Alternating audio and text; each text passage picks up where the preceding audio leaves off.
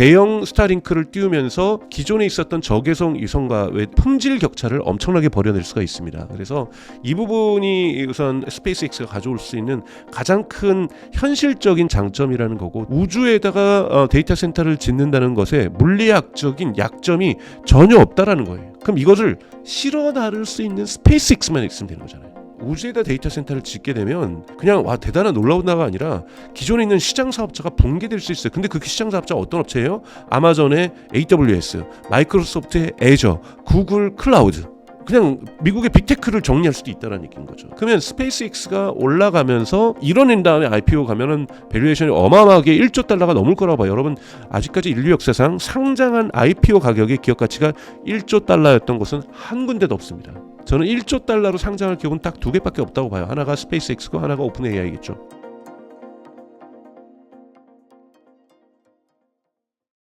안녕하세요. 인터뷰 진행을 맡은 카프카입니다. 오늘은 강정수 박사님 모시고 AI 기업들에 대해서 이야기 나눠보도록 하겠습니다. 박사님 안녕하세요. 안녕하세요. 네, 간단하게 인사 부탁드립니다. 제가 송정길 TV에 나온 지 이제 꽤 돼서 다들 아시겠지만 저는 경영학하고 경제학 전공자지 기술 전공자는 아닙니다. 그래서 저는 기술이 어떻게 시장을 재편하고 만드는지 이런 쪽으로 공부를 했고 관련된 사업도 했고 이렇게 일을 진행하고 있으면서 유튜브나 방송에서 여러분들 자주 뵙고 있습니다. 반갑습니다. 네. 최근에 테슬라가 분위기가 굉장히 좋은데요. 네. 테슬라 FSD 버전이 이제 14로 업데이트 되었다고 들었습니다. 네. 현재 이 테슬라의 자율주행 기술이 경쟁사에 비해서 좀 어떤 기술점 특이점을 넘어섰다 이렇게 보고 계신가요? 그럼요.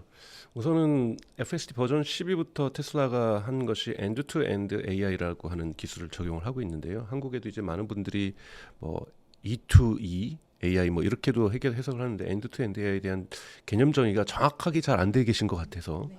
전문가 분들도 조금 서로 다르게 해석을 하시고 하는데 엔드-투-엔드에 대한 개념을 제가 명확하게 말씀을 드리면 버전 14번의 장점이 무엇이고 앞으로 버전 15는 버전 16은 어떤 방향으로 나아갈지를 여러분들이 예측을 할 수가 있습니다. 그래서 그 전까지 즉 버전 FSD 버전 11까지는 엔드-투-엔드 AI가 아니었고요. 지금 구글 웨이모가 엔드-투-엔드 AI가 아닙니다.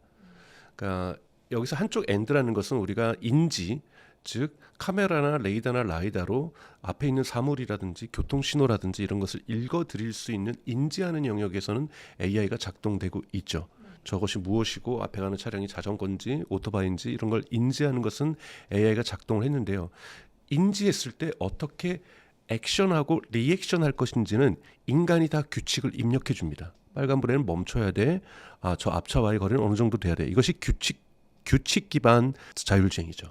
지금까지는 대부분 그렇게 진행이 되어 왔었고 모든 사실상 산업용 로봇 같은 경우에도 AI가 많이 들어와 있지만 다 이런 규칙 기반 또는 영어로는 휴레스틱 코딩이라고 얘기하는데요. 이런 규칙 기반의 AI고 나머지 엔드라는 것은 여러 가지 해석이 있지만 가장 중요한 것은 이 규칙을 AI가 만드는 겁니다. 핵심은 이 규칙을 즉 빨간불에 멈춰야 되고 파란불에는 가고 앞차의 거리는 어떻게 해야 되는 이 규칙을 AI가 만드는 것을 한쪽의 엔드죠. 즉 이 규칙을 만든다는 것은 이 규칙을 기반으로 해서 AI가 만든 규칙으로 액션과 리액션을 하는 거잖아요. 자, 이 부분이 무엇이 중요하냐면 자율주행의 전체 기술을 우리가 궁극에 이루어야 될 자율주행이라면은 이 0부터 80까지는 대단히 빠른 속도로 이뤄낼 수 있습니다. 이것이 규칙 기반이던 엔드-투-엔드 AI건 상관없이 80까지 많이 이뤄내요.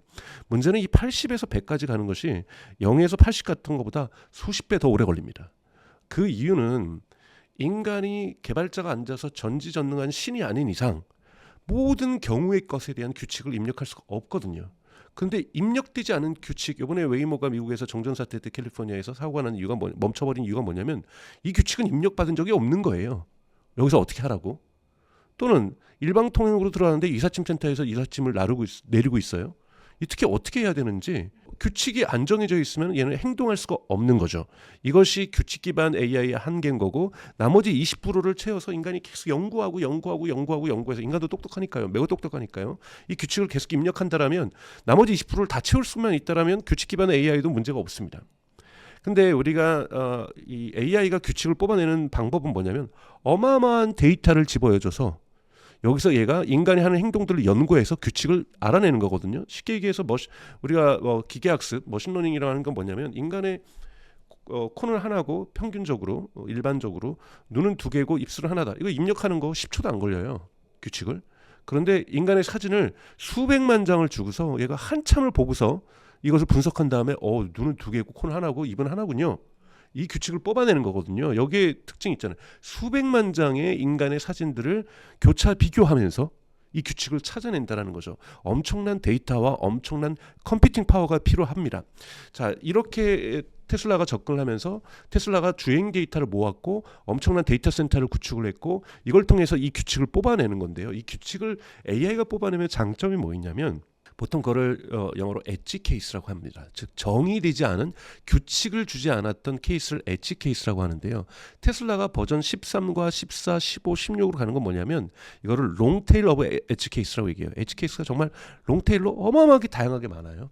이거 하나하나를 인간의 데이터로부터 얘가 규칙을 뽑아내서 스스로 어떻게 해야 될지에 대해서 다 나머지 20%를 찾아내는 거예요. 기술에 의해서 데이터와 컴퓨팅 파워에서 아까 80까지 오고 나머지 20%를 그 경우의 수를 갖다가 하는 거죠. 이번에 4D2 송창현 사장이 물러나고 나서 그 다음날 유튜브에다가 영상을 올렸어요. 이게 화제가 됐는데요. 그걸 보고서 역시 4D2다 또 많이 하는데 아니에요. 그거는 0부터 80까지 간 걸 보여준 거예요. 고속도로에서 자동차 전용 도로에서 빠른 도로에서 하는 거는 이건 0부터 80이 다 할 수 있어요. 뭘 해야 보여줘야 되냐면 정전이 됐을 때 원웨이에 일방통행 들어갔는데 그랬더니 마을버스가 뒤에 앞에 있어가지고 답답해가지고 그걸 추월했는데 맞은편에 차가 왔을 때 이거 어떻게 해야 돼요? 규칙이 없으면 멈춰야 돼요. 추월하지도 않을 거예요. 규칙을 주지 않았으면. 그러니까 이러한 부분들에 대해서 인간이 했던 수많은 경우들이 다 모여서 얘가 저렇게 하니까 안전하게 원웨이에서 일방통행에서 이삿짐센터가 있을 경우에는 뒤로 후진할 수도 있지만 보도블럭에다가 인간이 다니는 보도블럭에 바퀴 오른쪽 바퀴 두 개를 올려서 나머지 두 개는 도로에 있고 이렇게 해서 지나가는 사람들이 있는데 안전하게 가더라. 저 도로에서는. 이 규칙이 본인들이 뽑아내서 AI 기계가 뽑아내서 이렇게 해버린다라는 거예요. 이때야만 궁극으로 해결할 수가 있습니다. 그래서 지금 테슬라가 버전 FSD 14와 15, 16으로 가는 것은 수많은 엣지 케이스, 정말 엣지 케이스는 수많은 정말 무한대에 가깝게 있다라는 거고 이것에 계속해서 근접해 가고 있는 거죠. 이런 부분들은 컴퓨팅 파워하고 데이터만 있으면 된다라는 거죠. 이런 부분을 지금 FSD 14가 13과 다르게 해내게 되면서 흔히 말해서 중간에 인간의 개입 없이도 어마어마한 거리를 가게 되는 이러한 월등한 모습들을 보여주는 거고요. 그리고 또 하나는 지금 오스틴과 캘리포니아 이런 데서 테스트되고 있는 것처럼 로봇택시가 되면서 인간이 하차 지점과 승차 지점 이런 부분들 또는 주차 부분은 엣지 케이스가 더 많습니다. 정말로 여러분 운전보다 더 힘든 것이 주차장 내려가는 길과 올라오는 길 그리고 주차가 꽉 채워 있을 때 어떻게 해야 될지 자리가 없을 때 어떻게 해야 될지 이런 것들이 사실은 더 어렵고 긁히고 이러는 것들이거든요. 이 경우도 무한한 데이터가 있어야 돼요. 그러면 얘가 반드시 찾아냅니다. 그러니까 이러한 부분으로 진화하고 있는 것이 테슬라 FSD라는 부분이고 이런 부분에서의 기존 기업하고의 격차는 어마어마하게 나 있다. 그래서 저는 예를 들자면 테슬라하고 웨이모의 격차 이것도 저는 분명하게 있고요.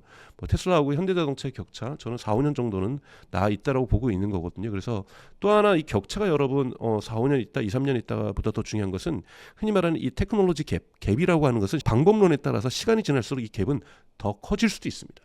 그렇기 때문에 이런 부분에서 테슬라가 기술적으로 앞서가고 있는 것은 일론 머스크가 좋아하는 the first principle, 즉 물리학의 제1의 법칙을 항상 적용하려고 하는 것, 즉 데이터와 컴퓨팅 파워만 되면은 기계가 인간보다 더욱더 예외 규칙을 많이 알아낼 수 있다는 것은 자명한 논리죠. 그 논리대로 시스템 개발을 해왔다는 부분에서의 성과가 이번 FSD 14 버전이 아닌가로 저는 생각하고 있습니다. 네. 일론 머스크가 최근 보니까 완전 무인 로보택시 개발도 성공했다. 이런 발표도 했습니다. 테슬라 주가가 최고점을 또 갱신했는데요. 이번 이벤트 어떻게 평가하시나요? 제가 한번 나와서 말씀드렸던 것처럼 세이프 드라이버가 하차하는 순간 테슬라의 주가가 본격적으로 상승에 들어갈 거라고 말씀을 드렸어요. 왜냐하면 아직까지는 기대감들이 많이 반영되어 있는 거잖아요. 주가가 지금도 기대감이 반영되어 있는 거죠. 그런데 기대감이 펀더멘탈로 한 발 한 발 접근할수록 주가는 성장할 수밖에 없는 건데요. 펀더멘탈이 한 발 더 강한 거죠. 결국은 세이프 드라이버가 2대에서만 내렸어요.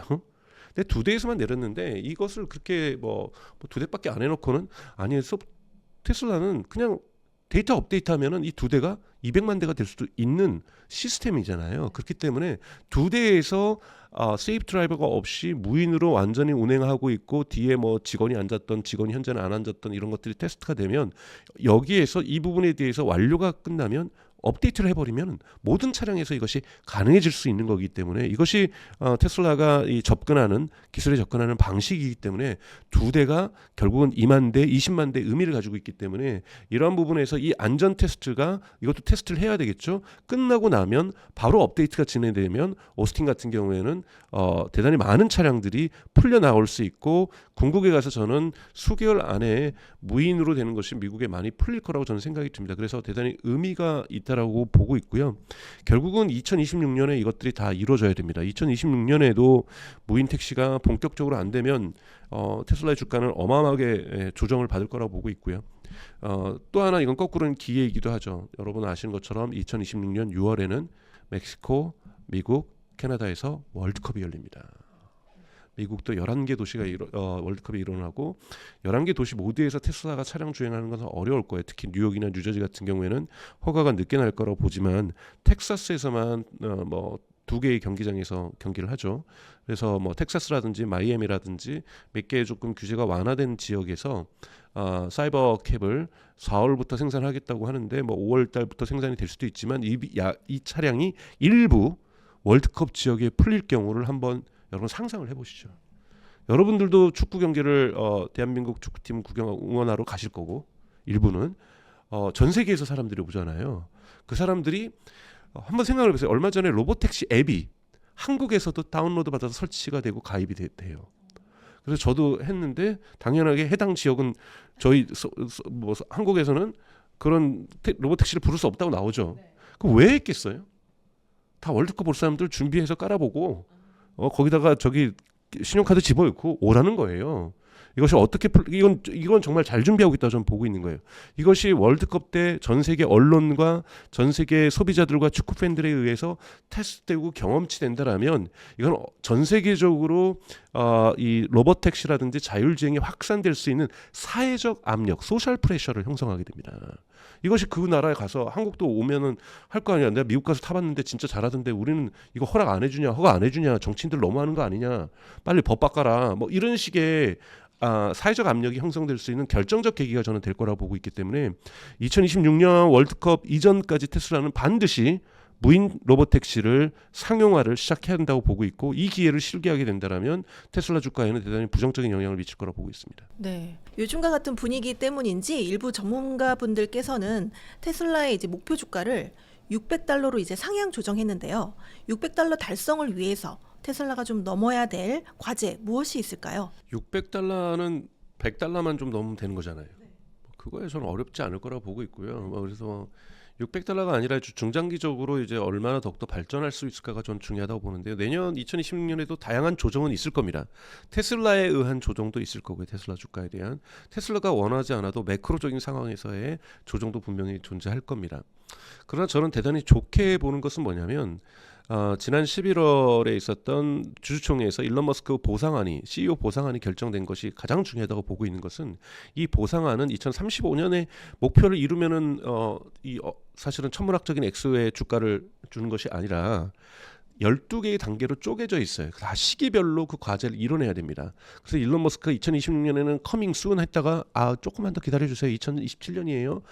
커밍 순 해서 2028년 드디어 이뤘습니다. 이렇게 이제 더 이상 못합니다. 그러면은 자기 그 돈 못 받아요. 그건 뭐냐면 이 보상안을 마련하는 동안 이사회가 마련했지만 일론 머스크하고 엄청난 대화를 했다고 얘기를 나오는 것처럼 엄청난 현실적인 테스트를 해봤을 거예요. 대단히 보수적으로 잡았을 거라는 거죠. 2026년에는 반드시 사이버캡이 나와야 됩니다. 사이버캡이 나와서 로보택시 시장을 열기 시작해야 되는 거고 반드시 옵티머스가 생산에 들어가야 됩니다. 판매는 안 돼요. 적혀 있는 것은 보면 1단계는 판매가 아니라 생산이에요. 생산에 반드시 들어갈 거라고 저는 보고 있는 거고요. 그래서 옵티머스가 생산돼서 테슬라의 차량들이 주행 데이터를 모집했던 것처럼 이들이 공장에서 데이터를 수집을 할 겁니다. 그래서 판매용으로 가는 즉 FSD가 마지막 100을 향해서 달려가고 있는 것처럼 옵티머스도 아직 그 피지컬 AI가 100%에 오진 못했거든요. 이 100%를 향으로 가기 위해서 공장에서 엣지 케이스를 모아야 된다는 거죠. 이러한 부분으로 올해 달려가게 될 모습인데요. 여러분 한번 몇천 대의 로봇이 생산돼서 공장에 투여되는 모습을 상상해 보시면 이것이 얼마나 많은 주가에 반영을 하겠어요. 그리고 월드컵을 전후로 해서 테슬라 차량 로봇택시가 사이버캡이 막 돌아다닌다고 생각을 해보세요. 또는 저는 이것도 주가를 $600로 만들 수 있을 거라고 생각하는데 한국 정부에서 계속 FSD 허가를 안 해주면 테슬라가 한국을 공략하기 위해서 그럴 일은 없지만 그럴 가능성도 저는 전혀 배제 못하는 것이 벌써 3위 판매 고가가 됐잖아요. 모델 Y.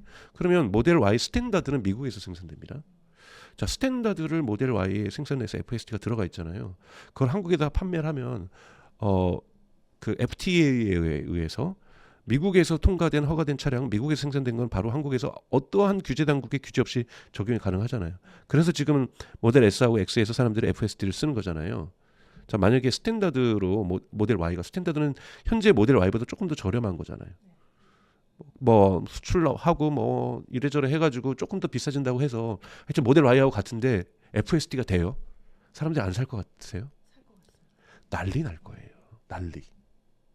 그러면 오히려 미국에서의 채택률보다도 FSD에 한국의 채택률이 미국을 앞설 수도 있습니다. 저는 한국이 그런 나라라 소비자들의 나라라고 보거든요. 그냥 되니까 막 S하고 X 빌려가지고 부산 가고 막 서울 가고 막 강남 뒷길 가고 난리 나잖아요. 뭐 제주도 가는 건 뭐 제가 보기엔 큰 의미 없는데 부산 그 복잡한 도로에서 막 운전하고 막 서울 곳곳에서 또 곳곳에 주차장만 찾아 뭐 성지순례처럼 이러고 있잖아요. 그런데도 되는 걸 보고 신기한 거잖아요. 여러분 캘리포니아에서 넓은 도로에서 차 안 막힌 도로에서 텍사스 오스틴에서 뭐 대단 그것도 대단하지만 그냥 박수 칠 일이지만 그냥 서울 그 골목길에서 되는 거 어메이징한 거거든요. 이런 것들을 보여주고 있다는 부분에서 이런 몇 가지의 큰 빅 이벤트만으로도 이 이벤트는 일회성이 아니잖아요. 만약에 대한민국의 모델 Y 스탠다드를 판매하게 되면 여기에 FSD 흔히 말하는 ARR 그 반복적인 매출이 발생할 거고요. 차량 판매뿐만이 아니라 거기에서 나오는 AI 매출이 본격적으로 한국에서 형성될 수가 있는 거죠. 이런 부분에서 테슬라가 이런 결정을 해도 전 $600 갈 것 같고요. 또는 미국의 본토에서 로봇택시로 월드컵을 갖다가 이슈를 선점하면 이것도 $600 갈 수 있는 거고요. 옵티머스가 저는 하반기일 거라고 저는 생각합니다. 9월이나 10월 정도에 뭐 5,000대가 생산돼도 저는 어마어마하게 꼭 10,000대, 20,000대 안 가도 돼요. 1,000대만 생산돼도 좋아요. 1,000대만 생산돼서 얘들이 공장 밖으로 나오는 모습만 걸어서 나오는 모습만 보여줘도 $600는 갈 겁니다. 그래서 2026년에 저는 $600 간다라는 이슈는 큰 이슈가 저는 아니라고 보고 있습니다. 네. 그렇다면 2026년에 이제 좀 투자를 예정하고 계시는 분들이 있으실 텐데 그분들이 좀 꼭 알아야 될 테슬라 관련한 굵직한 이벤트 무엇이 있을까요? 우선 접근한다면 저는 항상 달러 코스트 에버리지를 추천을 드리죠. 그래서 매달 정액제로 주식을 사는 것. 왜냐면 바닥을 안다, 뭐 전고점을 안다, 꼭대기를 안다, 바닥을 안다. 이거는 그냥 저기 마술가들도 못하는 저는 일이라고 저는 생각. 그걸 닮으려고 해서도 안 되고 매일매일 그 주식 앱 열어보면서 대부분 확인하는 게 뭐냐면 얼마를 올랐는지가 확인하는 게 아니라 얼마가 내려갔는지 확인하거든요. 원래 내려감의 고통이 이 올라감의 기쁨보다 2배 더 크거든요. 이게 심리적으로 말리는 거거든요. 그래서 테슬라를 투자하실 때는 그렇게 데일리로 확인하시면 안 된다고 저는 생각이 들어요. 우선은 그리고 달러 코스트 에버리징을 좀 하실 것을 추천을 드리고 매일매일 주식 앱을 열어보면서 테슬라 주가가 어떻게 되는지를 확인하는 습관부터 버리시는 것, 이것이 가장 중요한 투자의 습관인 거고, 말씀드렸던 것처럼 주가가 내려갈 가능성들의 포인트들이 있습니다. 그건 뭐냐면 1월 말에 있는 2025년 4분기 실적과 2025년 전체 실적에서 실망스러운 수치가 반드시 나올 겁니다. 반드시 나오면 아무리 이 테슬라가 카 컴퍼니 자동차 회사가 아니라 AI와 로보틱스 회사를 하더라도 그래도 시장은 그래도 너무 안 좋은데 이렇게 나올 거거든요. 이러면 분명히 부정적으로 작용을 하면서 약간의 조정은 좀 발생할 수 있다. 라고 저는 당연하게 생각이 들고요. 그리고 오스틴에서뿐만이 아니라 캘리포니아든지 이런 데서 결국은 규제 당국이 얼마나 빠르게 테슬라의 그 로봇 택시를 또는 FSD를 풀어주는가의 문제잖아요. 그래서 이 규제 당국과의 이 씨름들이 어느 정도 해결이 좀 2026년에는, 왜냐하면 지금 테스트를 하고 있으니까 테스트 데이터들이 규제 당국으로 들어가고 있잖아요. 그들이 이걸 얼마나 여유 있게 풀어주는가에 따라서도 많은 영향이 있을 거라고 저는 보고 있고요. 그렇기 때문에 본격적으로 로봇택시 지금 오스틴에 뭐 30대에서 다닌다는 얘기도 있고 40대 다닌다는 얘기도 있거든요. 거기 한 1000대 다니고 2000대 다녀야 되는 거예요. 이런 일들이 이루어져야 2026년에 저는 주가가 본격적으로 펀다멘탈의 완전한 변화에 의해서 기대치와 스토리와 펀다멘탈이 합치가 되는 시점이 2026년일 거라고 저는 보고 있는 거고요. 그래서 내년도 또 사이버캡이 나오는 것, 그다음에 또 하나가 이제 내년에 이제 세마이 트럭, 이 전기차 트럭이 이제 생산을 준비를 하고 있잖아요. 2026년으로 지금 예고되고 있기 때문에 세마이 트럭이 상반기에 나올지 뭐 여름에 나올지 하반기에 나올지 모르지만 2026년에 세마이 트럭이 본격적으로 생산에 들어가는 것, 이것도 대단히 중요한 이벤트라고 좀 보고 있습니다. 네. 그렇다면 지금 테슬라가 그리고 있는 이 큰 그림이 어느 정도 완성되어 있다고 보시는지, 또 이 임계점을 넘어서는 때는 언제쯤이라고 보시는지요? 그러니까 결국은 여러분들이 믿어야 되는 것은 the first principle이죠. 그러니까 제1의 물리 법칙. 즉 이것을 인간에 의해서 조정되는 것이 아니라 이 방법론이 물리학적으로 가장 맞는 방법론인 거고요.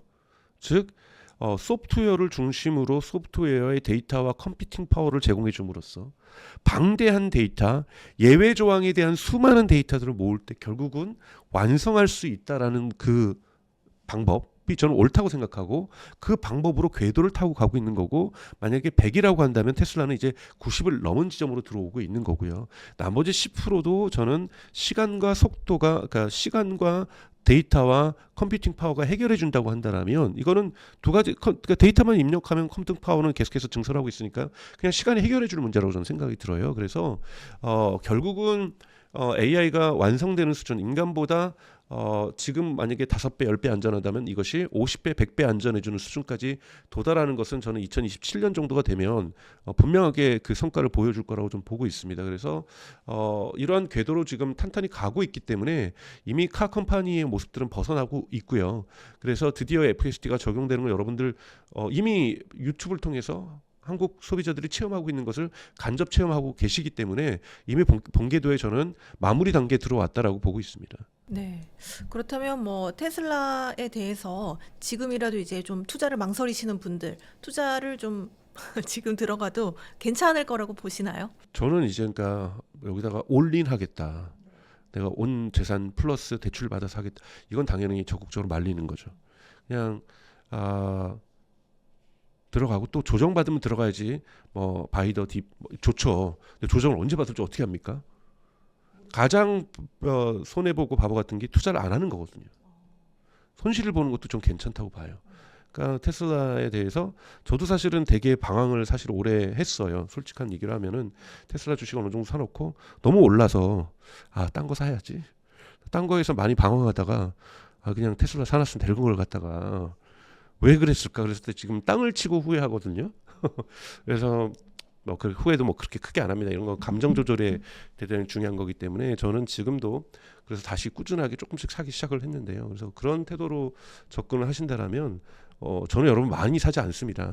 조금씩 사는 거기 때문에 그런 식으로 접근하는 거는 저는 앞으로 2, 3년간은 계속 해야 될, 주가가 $600를 가더라도 조금씩 사는 좀 습관들은 가져나가는 것이 좀 좋다고 생각하고 있습니다. 최근에 이제 스타쉽의 발사 성공과 재사용 기술 완성도가 정말 놀라운데요.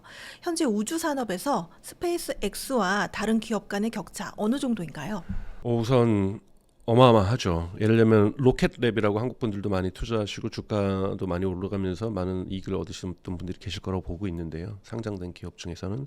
그리고 아마존을 창업했던 제이프 베조스가 지금 운영하고 창업해서 지금 되고 있는 블루 오리진도 또 재사용 최근에 테스트에서 성공을 했고요. 로켓랩 같은 경우에는 소형 우주선의 재사용에 성공을 한 상태죠. 그래서 테슬라를 많이 쫓아오고 있는데 아직 팔콘 9 수준은 로켓랩은 아니고요. 블루 오리진은 이제 팔콘 9에 근접해 있지만 팔콘 9이야 뭐 일주일에도 2번씩 뛰는 재사용되고 있는 거니까요. 어마어마한 겁니다. 일주일에 2번씩 지금 재사용되고 있다라는 부분에서 결국은 스타쉽의 문제죠. 스타쉽을 할 경우에는 격차는 대단히 크게 벌어질 거라고 보고 있습니다. 스타쉽이 가지고 있는 경제적인 장점을 여러분 보셔야 되는데요. 스타쉽이 만약에 성공을 하게 될 경우에는 쫓아오는 기업들이 시장에서 퇴출될 가능성도 있어요. 그 이유는 한꺼번에 많이 워크로드라고 하죠. 한꺼번에 많이 싣고 올라가면 단위 위성 거기서 쏘아 올리는 위성들과 이런 것들의 가격이 낮아집니다. 그러면 한 번 쏘아 올 때 예를 들면 1억을 달라 그러다가 이제 우리 한 번 쏘아 오를 땐 스타쉽은 많이 싣고 올라갈 수 있으니까 5천만 원만 내세요. 그러면 그 전략적과 뭐 이런 의미가 없는 이상 블루 오리진과 로켓랩에 1억이라도 괜찮아요 해주세요라고 할 기업이 어디 있겠어요? 5천만 원을 가지고 가격 격차가 많이 나게 됩니다. 그래서 올라가는 우주선의 이 로켓의 워크로드라고 하는 움직일 수 있는 이 여유 공간이 어떻게 되느냐가 하나의 단위 물체당 가격에 어마어마한 영향을 주게 된다는 거고, 또 하나 또 스타쉽이 외에도 또 하나 보이는 건 스타링크죠. 스페이스X가 가지고 있는 스타링크가 세컨드 제너레이션 두 번째 세대를 준비를 하고 있어요. 이것은 팔콘 9에서는 우주에다 뿌릴 수가 없습니다. 왜냐하면 워낙 커서. 그러면 이렇게 가면은 5G와 6G로 갈 수 있다고 얘기를 하고 있거든요. 훨씬 더 속도가 빨라지는 겁니다. 자, 그러면 이 세컨드 제너레이션 이 스타링크를 갖다가 이 우주에다 뿌리려면 스타쉽이 반드시 있어야 돼요. 자, 그러면 지금 저궤도 위성 사업에 뛰어들고 있는 것은 스타링크가 있고 중국이 있고 타이완도 준비를 하고 있어요. 타이베이는 이제 중국하고 타이베이하고의 갈등이 생겼을 때 일론 머스크는 죄송한 얘기지만 타이베이는 못 도와줍니다. 그러면은 중국에 있는 그 테슬라 기가 팩토리 문 닫아야 되거든요. 그렇기 때문에 타이베이는 그 작은 나라임에도 불구하고 저궤도 위성을 좀 준비를 하고 있어요. 그리고 유럽이 저궤도 위성을 좀 준비를 하고 있고요. 몇 개 띄워놓은 상태고요. 중국은 지금 많이 띄워놓고 있고 압도적으로 많이가 스타링크가 띄워놓은 상태죠. 자, 이 부분에서의 격차 부분에서 세컨드 제너레이션으로 먼저 훅 가버릴 수 있는 거죠. 그러면 대형 스타링크를 띄우면서 기존에 있었던 저궤성 위성과에서의 품질 격차를 엄청나게 벌여낼 수가 있습니다. 그래서 이 부분이 우선 이 스페이스X가 가져올 수 있는 가장 큰 현실적인 장점이라는 거고, 또 지금 이제 많은 부분들의 머릿속에 있는 이 스토리, 즉 우주에다가 데이터 센터를 짓는다. 이것 때문에 지금 사람들 가슴 콩캉콩캉 하면서 또 스페이스X 상장한다니까 우주 관련주 들썩 하는데요. 뭐 단타하실 분들은 우주 관련주 하셔야죠. 저 단타하는 분 정말 비난하지 않습니다. 올바른 선택인 거고 그 능력이 있으시면 였다 뺐다 하는 시기를 잘 정해야 되는 거죠. 관련주들 제가 보기엔 큰 의미 없어요. 그냥 아무리 오르더라도 스페이스X를 DCA 방법으로 사시면 되는 거죠. 스페이스X가 상장을 하게 되면 저는 2026년에 우주 데이터 센터는 만드는 건 불가능하다고 봐요. 2028년, 2029년이 될 건데 이것도 The First Principle에 적용됩니다. 왜냐하면 우주 데이터 센터는 우선은 냉각이 필요 없다는 부분에서 지금 AI 데이터 센터는 풀로 돌아가기 때문에 엄청난 발열이 문제가 돼서 지금 H200 같은 경우에는 공냉식으로 공기로서 냉각을 시키지만 지금 블랙엘부터는 그걸로는 도저히 안 돼서 순냉식, 즉 물로 냉각을 시키잖아요. 그러면 냉각 장치가 필요 없는 GPU가 저 위로 올라갈 수 있는 거잖아요. 이것만 해도 어마어마한 부분이고요. 에너지도 그냥 24시간 태양광 땡기면 됩니다.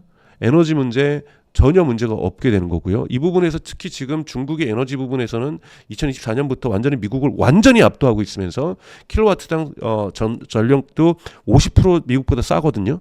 그러니까 그냥 50% 반가격이에요. 이런 부분에서의 격차를 미국이 지금 현재 미국 땅에서는 중국하고의 격차를 좁히기가 어려운 상황이에요. 근데 우주로 올라가 버리면 좁힐 수가 있는 거죠. 그러니까 이런 부분에서 전력 부분을 할 수가 있고, 그럼 그 데이터 센터끼리의 데이터 송수신을 어떻게 하느냐? 여러분 광케이블보다 빠른 것이 레이저로 데이터를 보내는 겁니다. 이런 부분에서 이 데이터 송수신 문제도 전혀 없고요. 그러니까 즉 우주에다가 데이터 센터를 짓는다는 것에 물리학적인 약점이 전혀 없다라는 거예요. 그럼 이것을 실어 나를 수 있는 스페이스X만 있으면 되는 거잖아요. 근데 팔콘 9으로는 안 되는 거예요. 그 정도의 워크로드를 못 갖고 있으니까요. 그러면 스페이스X가 올라가면서 이것을 한다는 건 스페이스X 여러분 아직 성공하지 않았습니다. 다양한 실험들에서 성공하고 있는 것이지 막 혼자서 왔다 갔다 하고 그러지 않아요. 아직 재사용 가능한 로켓으로서 현장에 투입된 건 아닙니다. 이것을 2026년에는 이뤄내겠죠. 이거 이루기 전에 절대 IPO 안 할 겁니다. 바보죠. 그거를 그 전에 IPO를 하면. 그럼 벌써 했죠. 왜 안 했어요? 이거 이뤄낸 다음에 IPO 가면은 밸류에이션이 어마어마하게 1조 달러가 넘을 거라고 봐요. 여러분 아직까지 인류 역사상 상장한 IPO 가격의 기업 가치가 1조 달러였던 것은 한 군데도 없습니다. 저는 1조 달러로 상장할 기업은 딱 두 개밖에 없다고 봐요. 하나가 스페이스X고 하나가 오픈 AI겠죠. 그래서 이 두 개가 1조 달러 상장이 가능한데요. 물론 대단히 의심스러운 부분들이 있어요. 과연 인류의 유동성 자체가 상장하자마자 1조 달러인 두 개의 기업을 거래할 수 있는 유동성 형성될지에 대해서도 저도 물론 의심스럽고 제가 그쪽 유동성 전문가가 아니라서 여러분 어떤 말을 못 드리겠지만 대단히 큰 역사적인 부분들이 있어서 지금 설레고 기대하고 있는 거는 이해가 갑니다만 너무 우주 관련주의 그 장사 스토리에 여러분 놀아나시면 안 된다고 보고 있어요. 아직 스타쉽 상용화되지 않은 상태고 스타쉽이 상용화되지 않는다면 우주 데이터 센터 말짱 도루묵이고 스타쉽이 성공하지 않는다라면 스타링크의 세컨드 제너레이션도 우주에 띄우지 못합니다. 그러면 격차는 점점 블루 오리진과 로켓 랩에 의해서 좁혀질 가능성도 있다라는 거죠. 그래서 이 격차를 월등히 뛰어넘게 하고 점점 이 격차를 벌려내기 위해서는 반드시 마일스톤은 스타쉽의 성공입니다. 스타쉽의 성공 없는 IPO는 기대할 수 없다라는 말씀을 좀 드리고 싶습니다. 앞서 말씀해 주신 것처럼 아마존도 우주 사업에 뛰어들고 있는데 네. 장기적으로 스페이스 X의 위협이 될 만한 좀 기업들이 있을까요?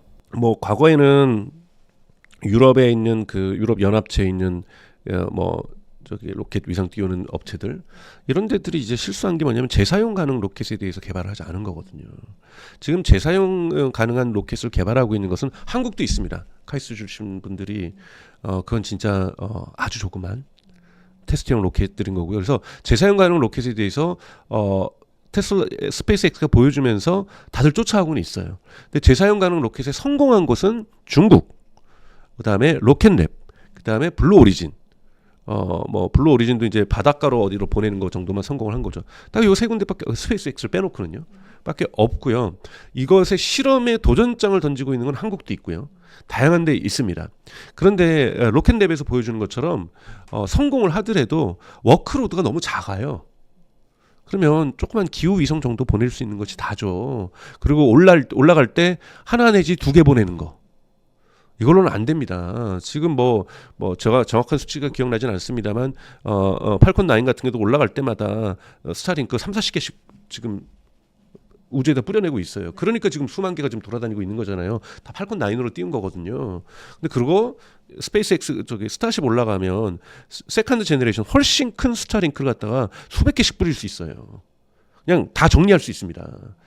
그래서 지금 있는 기업들 상대적으로 있지만 블루 오리진 상장하지 않았고 블루 오리진은 아마존 창업자가 했지만 아마존하고 관련 없는 겁니다. 아마존하고 그러니까 간접적인 관계가 있죠. 저기 블루 오리진 가면 아마존 주가도 상승할 거야. 그건 이제 그걸 잘 모르시는 분들에 의해서 아마존 주가가 좀 일부 상승할 가능성이 있어요. 제프 베조스가 연결되어 있으니까요. 그것이 이제 관련주지 이거는 직접적으로 우주주가 아마존은 아닙니다. 아마존 자체도 저는 긍정적으로 봅니다만 이것이 우주 주식은 아니라는 거 이런 건 보셔야 되는 거고 로켓립은 상장되어 있어서 아마 전체적으로 우주 시대가 오면은 로켓립은 이런 시장 분위기와 스토리텔링과 기대감에 의해서 당연히 상승하겠죠. 그래서 로켓립은 그렇게 상승할 거라고 저는 보고 있어요. 아이온큐 어제도 상승하고 그런 거 보세요. 양자 컴퓨터가 완전히 만들어져서 시장을 만든 거 아닌데도 기대와 이런 걸로 올라가는 거잖아요. 그런 것처럼 로켓랩도 저는 당연하게 올라갈 거라고 보고 있습니다. 네.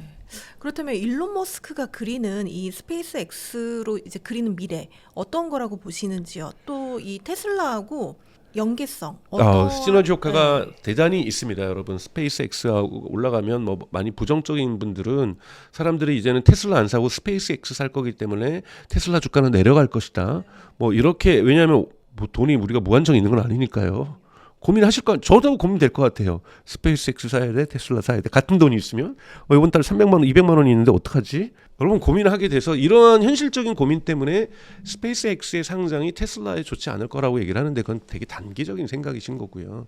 시너지 이펙트가 당연히 있죠. 지금 뭐 테슬라도 특허를 내놓고 있지만 모델 Y 지붕에다가 스타링크를 연결하는 이런 특허를 내놓고 있잖아요. 그래서 이런 부분들에서 시너지 효과 분명하게 있고요.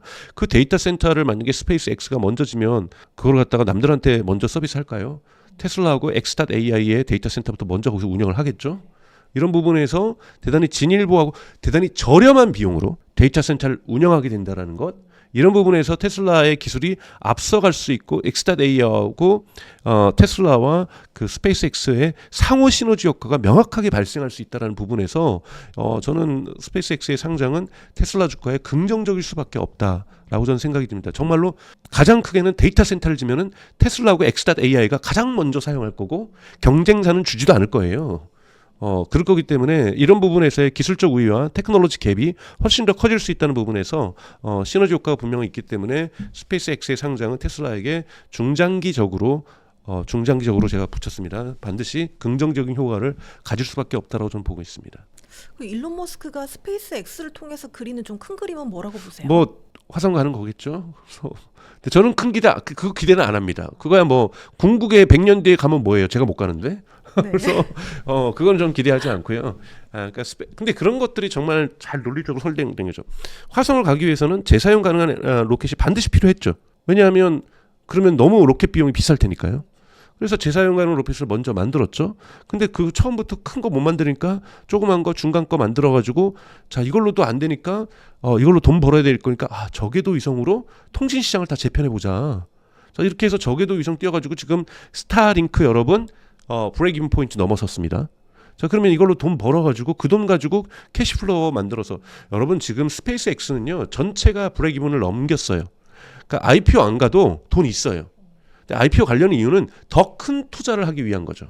더 큰 투자 즉 스타쉽을 더욱더 많이 만들려고 하는 거고 스타쉽이 하루에 매일매일 하나씩 올라간다고 생각해 보세요. 그 큰 것이. 그래서 올라가가지고 거기다 우주에다가 막 하면은 달에다가도 기지 짓고 데이터 센터 그냥 곳곳에서 짓고 그러면서 돈 벌고 클라우드 업자들 아마존 AWS 너네 지금 클라우드 사업하는데 이러려면 킬로와트 이러려면은 한 유닛당 10,000원 받는데 우리 5,000원 받을게. 그럼 여러분 AWS에다가 사람들이 데이터 센터 쓸까요? 아니에요. 그러면 그냥 시장을 다 정리해 버리는 겁니다. 이건 저는 5년 뒤 10년 뒤 일어날 거라고 봐요. 데이터 센터를 정말 짓는 것도 한 3, 4년 뒤부터 시작을 할 거고 완공되면 5년 뒤면요. 그때 가면 어떤 시장이 변화가 있냐면요. 전 세계 데이터 센터가 우주로 다 가버리는 거예요. 우주 못 간 데이터 센터는 경쟁성이 없어서 사업을 못 하는 거죠. 예를 들면 오픈 AI도 지금 데이터 센터를 미국에다가 20기가와트 지려고 해요. 이 원자력 발전소 20개예요. 자, 20기가 줬어요, 막. 다 2035년의 목표예요. 그 중간중간에서 다 줬어요. 근데 비용 엄청나게 들어가가지고 투자자들이 엄청나게 투자했는데 X.AI가 우주에다가 데이터 센터 짓더니 우리는 저거 반가격으로 운영하지요 라고 해버리거나 반가격도 아닐 수도 있어요. 왜냐하면 GPU도 그렇게 고급 GPU를 안 써도 되거든요. 발열 생각해서 뭐 AI6 지금 삼성전자를 만드는데 AI7이나 AI8으로 만들어서 우주에다 올려가지고 칩도 자기네 거 올려가지고 냉각 비용 안 들죠. 전력 그냥 무료죠.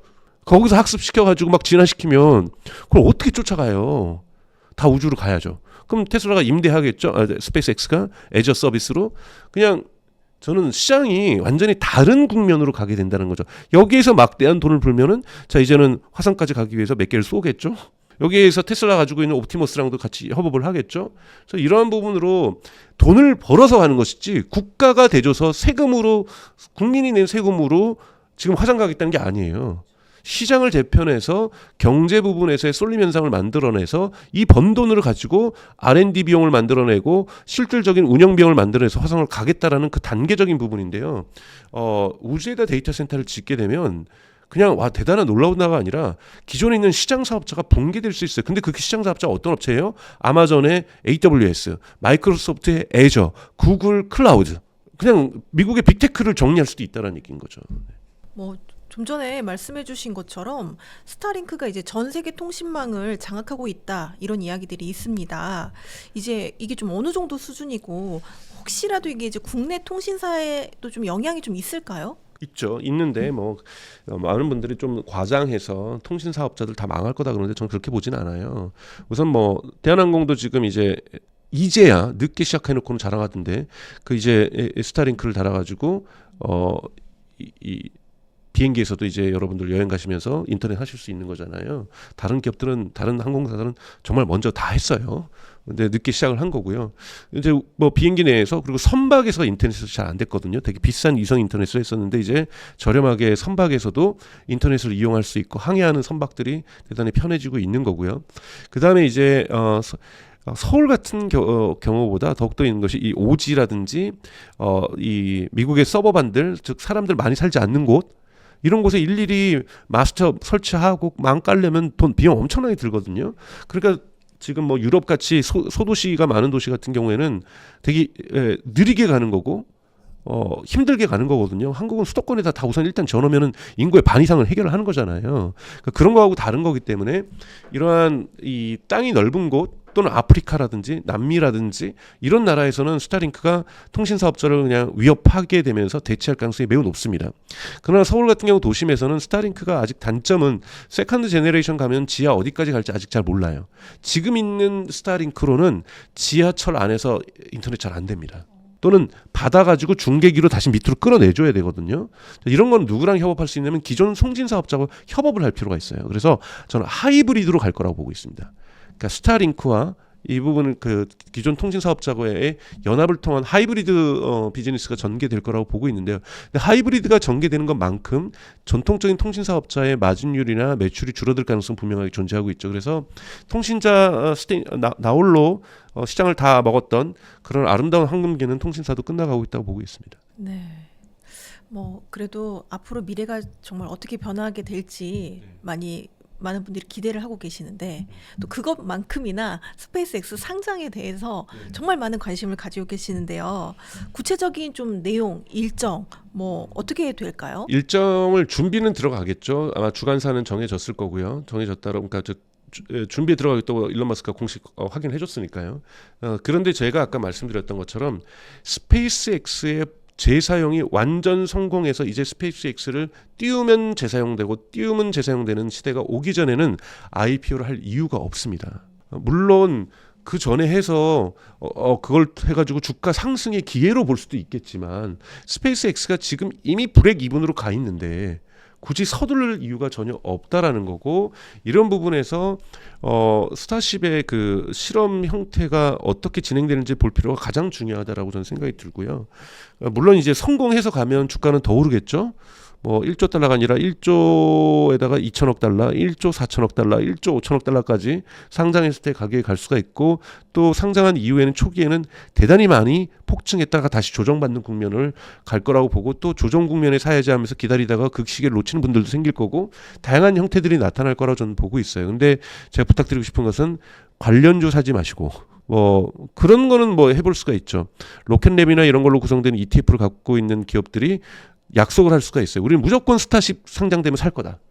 스페이스X. 우리 ETF는 스페이스X를 미리 머금고 있는 곳이다. 뭐 이런 데는 ETF가 상승할 수도 있겠죠.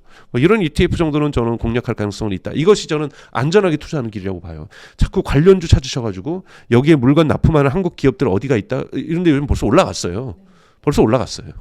그러면 이런 업체들은 다시 내려갈 거예요. 그래서 관련주 찾지 마시고 테슬라에 투자하시고 스페이스X 상장하면 거기에 투자하시고 이런 식의 어떤 태도를 가지면 좀 좋지 않을까 생각하고 있습니다. 뭐 지금은 스페이스X에 투자를 할 수가 없으니까요. 없죠. 물론 저도 검색을 해봤겠죠. 네. 찾아보고 뭐 미국 ABC 방송 이런 데서도 계속 방송에 투자하는 방법 뭐냐면 이제 직원들이 가지고 있는 스탁 옵션을 갖다가 판매할 수 있는 마켓이 있거든요. 그건 미국 시민권이 있어야 되나? 하여튼 그 계정을 열면 살 수는 있어요. 근데 리스크가 좀 있습니다. 그래서 정말로 억지로 원한다면 그런 거 사실 수가 있고요. 네. 이제 지금은 스페이스X에 직접 투자가 어렵지만 좀 이 생태계 이제 확장에 따라 수혜를 입는 기업들이 있을 텐데 물론 이제 좀 직접적인 투자만 하고 이제 연관 뭐 네. 투자는 하지 말라고는 하셨는데 혹시 그래도 조금 관심을 가질 만한 기업들이 있을까요? 제가 뭐 이름들은 다 외우지는 못하고 있어요. 근데 예를 들자면은 뭐 스타링크에다가 물건을 납품하는 업체들이 한국에도 있더라고요. 지금 그 업체가 이미 여러분 로켓 관련주 한국 치면 다 나와요. 리스트에 인터넷에 나오거든요. 검색하시면 거기 지금 벌써 상한가 쳤어요. 이미 늦었군요. 근데 이미 늦었다고 좀 봐요. 치고 다 빠지고 있거든요. 근데 이런데 또 물론 또 올라갈 수도 있겠죠. 그러니까 그러면 여기 지금 내려가고 있으니까 흔히 말하는 차트 보시면서 또 한 번 올라갈 수 있는 때가 오기 전에 구매했다가 단타 치시면 괜찮죠. 그런 거는 여러분 한국의 로켓 관련주 하면은 다 나옵니다. 이런 데는 그러니까 이미 스페이스X의 계약 업체 즉 벤더들이라고 볼 수 있는 거죠. 이런 벤더들 찾아보시는 것도 나쁘지는 않다고 보는데 이거는 장기 투자로서 제가 추천할 바는 아니라는 말씀을 좀 드리는 겁니다. 직접 투자가 가장 장기 투자로 좀 적합하네요. 네. 네, 알겠습니다. 자, 최근에 구글이 이제 작정하고 내놓은 제미나이 3.0이 반응이 정말 뜨겁습니다. 가장 큰 이유가 무엇일까요? 다른 곳이 주춤할 때 3.0이 치고 나온 건데요. 이제 역사적으로 보면 재미있는 것은 3년 전이죠. 딱 3년 전에 챗GPT가 나오면서 구글이 제미나이가 아니라 바트라고 해서 들고 나왔다가 만판 깨지면서 2022년 12월에 구글이 코드 레드 적색 경보를 발동을 합니다. 그래서 레리 페이지라든지 세르게이 브린이라든지 창업자들도 다시 출근하면서 우리 이러면 안 되겠다 막 이러면서 결국은 자신들이 구글이 갖고 있던 AI 조직을 외곽에 있었던 딥마인드하고 통폐합을 하면서 하사비스에게 전권을 주면서 너가 해보세요 라고 해서 마침내 3년 만에 구글이 오픈AI를 쫓아온 거죠. 근데 오픈AI가 역사적으로 볼 때는 10년 된 2015년에 만들었으니까요. 올해가 10주년이었을 텐데요.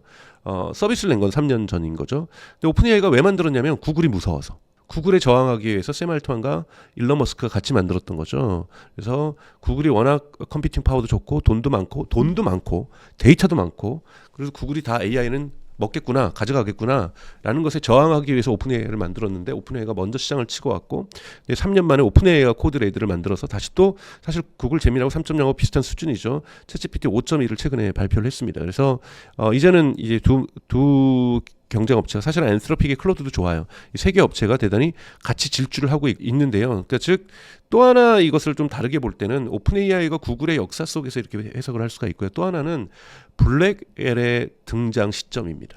여러분 엔비디아의 블랙엘이 아직 블랙엘로 학습한 AI 모델이 공개되어 있지 않아요. 다 지금 5.2마저도 H200으로 학습을 한 거고요. 이 사이에 구글이 TPU를 가지고 학습을 쫙 땡겨온 거죠. 그래서 TPU의 스케일링로를 보여주면서 멋진 발전 속도를 보여줬습니다. 이제 블랙엘에 의해서 학습되는 모델들이 연습을 시작을 하고 있거든요. 여기 대표적으로 들어가 있는 것이 오픈AI의 챗GPT고 X.AI의 그록이죠. 이것이 내년 빠르면 1월, 늦으면 2월 정도에 나올 거라고 보고 있어요. 근데 블랙엘이 여러분 아시는 것처럼 H200보다 4배에서 5배 정도 성능이 좋다고 얘기를 하고 있잖아요. 그래서 블랙엘에 의해서 학습된 것들이 나오게 된다면 또 한 번의 격차가 벌어질 가능성은 있다.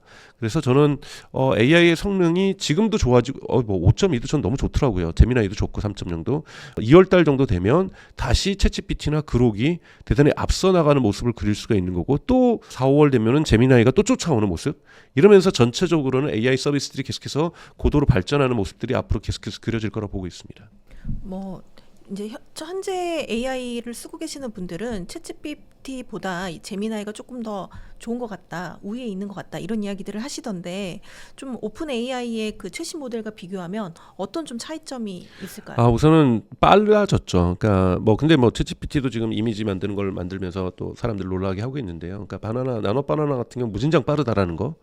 그리고 추론도 되게 빠르다라는 부분에서 속도 부분에서 오히려 제미나이 3.0을 저도 쓰고 있는데 쓰다가 챗GPT를 쓰게 되면은 좀 느리다 답답하다가 느껴지는 이런 부분인 거고요. 여러분 벤치마크에서 몇 퍼센트 차지하는 이거는 지금 또 챗GPT에서 발표하는 건 5.2의 싱킹이 제미나이 3.0 프로의 싱킹보다 또 뛰어나다는 건 내부 데이터를 발표하고 있는데요. 이런 건 그렇게 중요하지 않아요. 왜냐하면 저희 어머니도 쓰시고 계신데 저희 어머니한테 3.0하고 5.2가 뭐가 중요하겠어요. 그러니까 가장 중요한 건 무료 이용자들도 어느 정도 이제 만족하는 수준이 둘 다 이루어졌다라는 거예요. 둘 다 이루어졌기 때문에 이 선을 넘어서기 시작하면은 그 앞에서의 그 최상위 모델은 얼리 어댑터들, 유튜브 하시는 분들, 뭐 개발자 하시는 분들한테는 너무 민감한 거죠. 개발자 하시는 분들은 제미나이 3.0 나와도 계속 그분들은 클로드 쓸 거예요. 클로드가 워낙 그쪽 부분에서 뛰어나니까요. 코딩 부분에서는. 그러니까 이제는 시장이 어느 정도 획정되어 가고 있다라고 저는 보고 있고, 이걸 가지고 대중시장을 만들 수 있는 구도를 누가 만드냐가 중요하다라는 거예요. 왜냐하면 AI 경제에 있어서 독특한 디지털 경제하고 다른 점은, 과거에 윈도우즈를 만들거나 뭐 우리가 운영체계 마이크로소프트가 만들 때 처음에 개발비가 무진장 들지만 이거를 50만 명이 쓰나 100만 명이 쓰나 한계 비용이 거의 똑같잖아요. 추가된다고 해도 추가 개발비가 필요하지 않거든요. 이건 한계 비용 제로로 수렴한다고 하잖아요. 그러니까 수익률이 소프트웨어 업체들이 엄청나게 좋은 거잖아요. 고객이 늘어나도 비용이 증가하지 않으니까요. 자동차는 고객이 늘어날 때마다 비용이 엄청 늘어나잖아요. 근데 AI는 여러분 고객이 늘어날 때마다 비용이 늘어나요.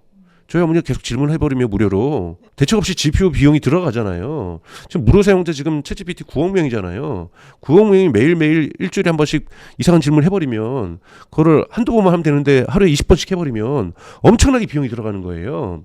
자, 아직 이들이 못하고 있는 건 뭐냐면 여기에 대한 비즈니스 모델을 안 만들어준 거예요. 여기에서 무료 이용자가 계속 이용해도 이걸 이용할 때마다 돈을 벌어들어서 그 비용을 상쇄시켜줘야 되는데 아직은 그 비용을 투자받은 돈으로 상쇄시키고 있기 때문에 엄청난 적자들이 누적되는 거잖아요.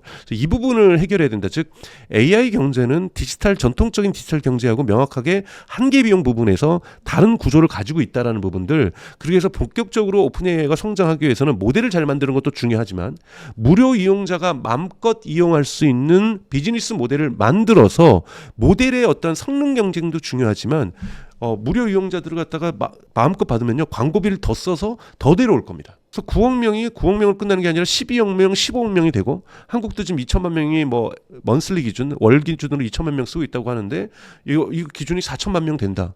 이러면서 판을 바꾸려고 하는 시도들이 더 중요하다라고 생각이 들고, 이러한 경쟁이 이루어지는 것이 2026년에 될 가능성이 높다라고 저는 보고 있습니다. 이렇게 비즈니스 모델이 개발되지 않으면 말씀하신 것처럼 이렇게 적자가 쌓이게 되면 이게 나중에 또 요즘 이야기하고 있는 AI 버블처럼 터질 가능성도 있는 건가요? 그렇지만 이제 오픈 AI 정도가 뭐 지금 뭐 8억 명에서 9억 명 올라오고 10억 명 올라가는데 적자가 쌓인다고 해서 투자자들이 어떻게 하면 좋지? 너네 망할 것 같아 투자 안 해? 이러진 않아요. 왜냐하면 9억 명? 10억 명도 가? 우선 일단 적자 우리가 메꾸고 보자. 오픈 AI 정도는 저는 버블이 터질 대상이 아니라고 보고 있는 거고요. 그런데 오픈 AI가 더욱더 공격적으로 지금 이용자를 확대시키고 있지 못한 이유는 적자가 너무 쌓여가는 거죠. 이용자가 늘 때마다. 그래서 저는 이거는 오픈 AI가 경영을 잘 못하는 거예요. 즉 본격적으로 구글이 쫓아오기 전에 비즈니스 모델을, 무료 이용자를 위한 모델을 완성했었어야 돼요.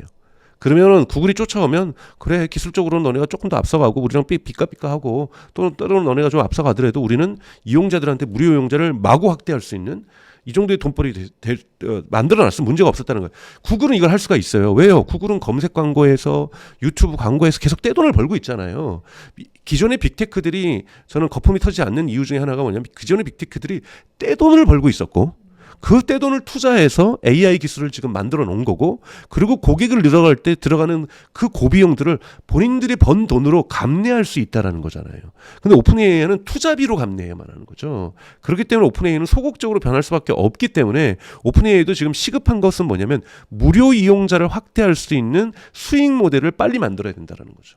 뭐 구글이 가진 강점이라고 하면 방금 이야기하신 그런 내용이 될 것 같은데, 그렇다면 오픈 AI가 이제 이런 독점적인 지위가 흔들릴 가능성이 있잖아요. 네. 이렇게 구글처럼 다른 뭐 비즈니스 모델을 만들지 못하면, 그렇다면 이게 AI 생태계에도 영향을 미칠 것 같은데. 저는 그 얼리 어댑터들은 이제 구글 오픈 AI 망하고 구글로 갈 거야. 구글만 살아 이렇게 주장하시는 분들이 일부 계시더라고요. 그냥 그거는 자기 관점에서 시장을 바라보시는 거고요.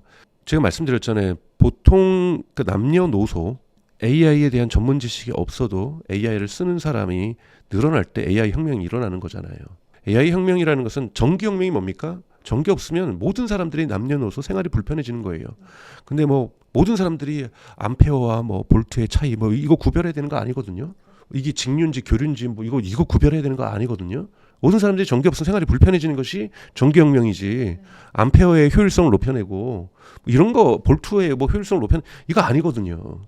그러니까 지금 더 중요한 것은 오픈 AI가 지금 성장 속도가 지금 완만해지고 있는 건 사실이고 이건 경고를 받아야 되는 거고 스스로 경고로 느끼고 있는 건 맞아요. 그런데 이 성장률을 땡기기 위해서는 아까 말씀드렸던 무료 이용자에 대한 수익 모델만 만들어 놓으면 충분히 갈 수가 있어요.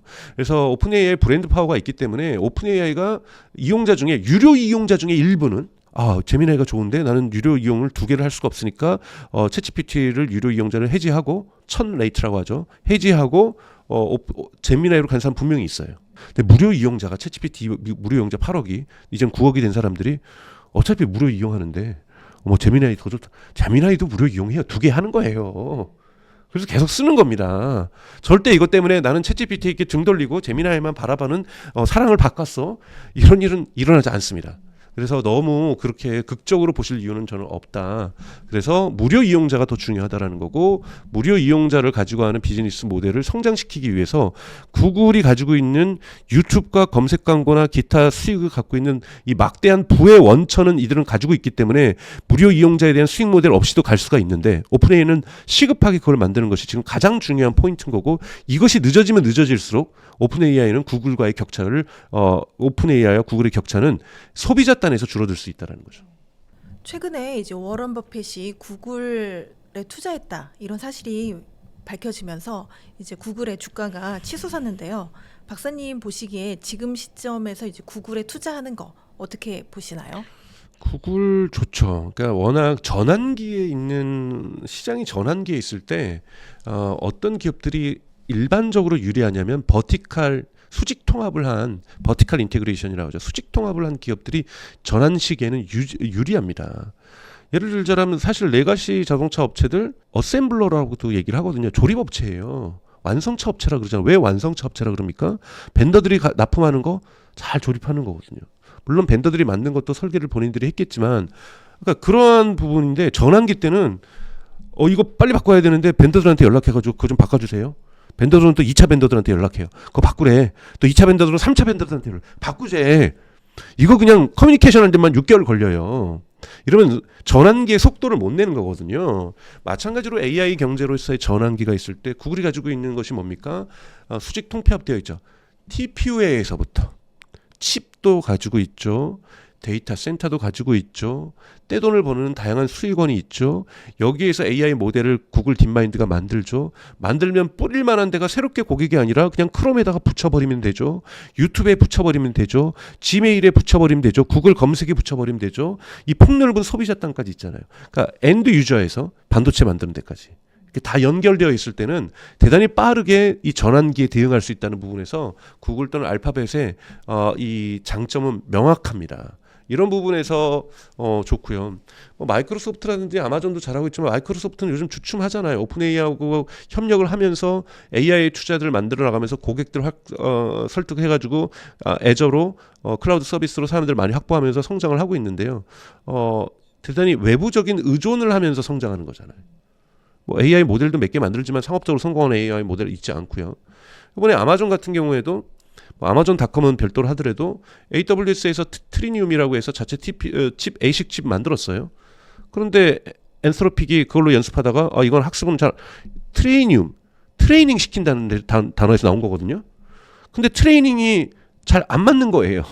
그래서 트리니움 2로 엔스로픽 학습하다가 아니 우리 TPU하고 그냥 엔비디아로 할래라고 엔스로픽이 가장 아마존에서 투자 많이 받았는데 클로드를 만든 엔스로픽이 등을 돌리고 있잖아요. 이런 부분도 잘 안 좋고 그리고 아마존도 뭐 자체 LLM은 갖고 있지만 LLM 갖고 있는 곳에 요즘 많으니까요. 서비스로 성장한 상업적으로 성공한 LLM은 또 못 갖고 있고 이런 부분에서 조금씩 뭔가 그렇다고 해서 아마존은 훌륭하지 않은 기업이라고 제가 말씀드린 건 아닙니다. 마이크로소프트도 훌륭하고 아마존도 훌륭하지만 뭔가 구글과 같은 이 새끈함이 없다라는 거죠. 이런 부분에서의 뭔가 2%가 부족한 이런 느낌의 기업들이라고 한다면 구글은 그걸 다 갖추고 있다는 부분에서 대단히 매력적인 기업이라고 볼 수 있습니다. 최근에 이제 빅테크 기업들의 실적이 발표되면서 AI 거품론이 또 이렇게 한 번씩 고개를 들고 있는데 박사님께서는 이 AI 거품론에 대해서는 어떻게 생각하세요? 좀 이따 제가 거품이 터질 가능성에 대해 말씀을 드리겠지만 거품론은 구조적이라고 좀 봐요. 구조적이라는 것은 뭐냐면 여러분 우리가 어떤 표현할 때 구조성을 가지고 있다면 피할 수 없다라는 거예요. 그래서 거품론은 시시때때로 자주 등장할 겁니다.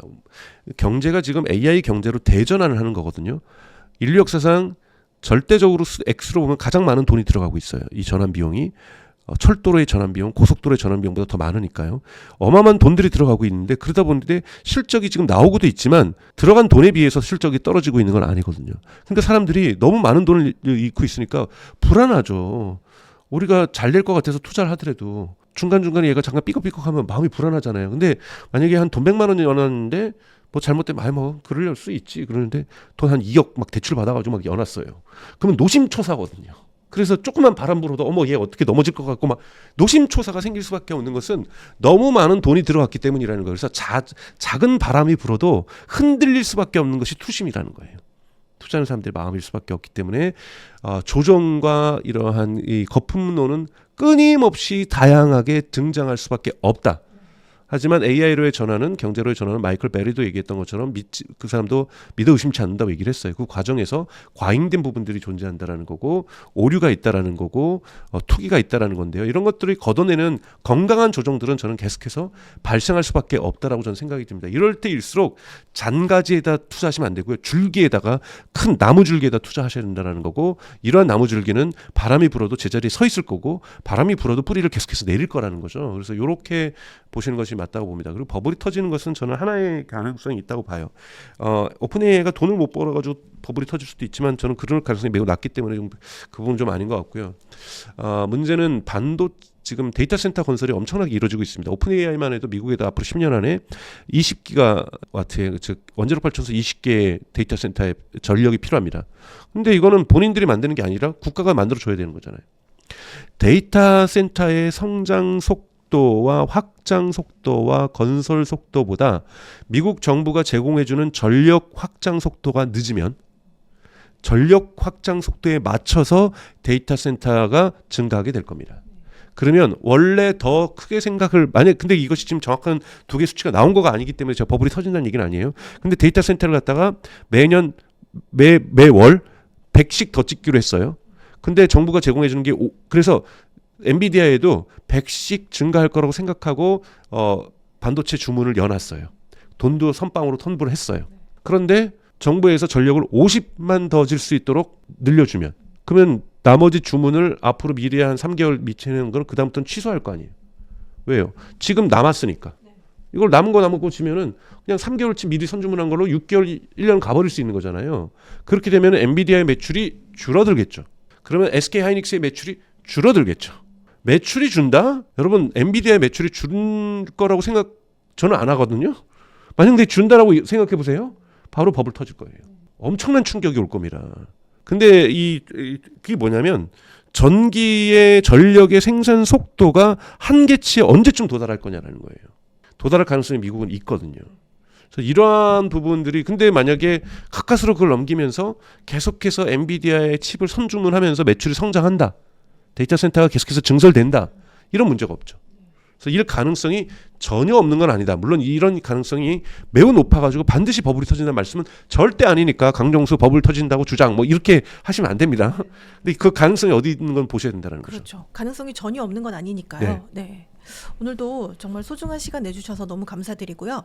마지막으로 성공의 진심인 구독자분들께 한 말씀 부탁드립니다. 네, 2026년은 대단히 중요한 해입니다. 그러니까 즉 테슬라 입장에서도 2026년에서 성공하느냐 못하느냐가 테슬라 역사에 있어서 대단히 중요한 해이고 AI 경제가 지금까지 많이 거품론과 버블론 이런 것도 있지만 끊임없이 성장해 오면서 두려움 속에서 성장하고 있는 모습인데요. 이러한 부분에서 완전히 이제는 안정적인 궤도로 들어가느냐 아니냐가 2026년에 결정이 날 겁니다. 그렇기 때문에 대단히 예의주시하시면서 시장의 상황들을 보시면서 공부하시면서 투자하셔야 되기 때문에 성공의 진심인 성정길 TV를 꼭 보셔야 된다는 말씀을 드리고 싶습니다. 네, 오늘 소중한 시간 감사드립니다. 고맙습니다.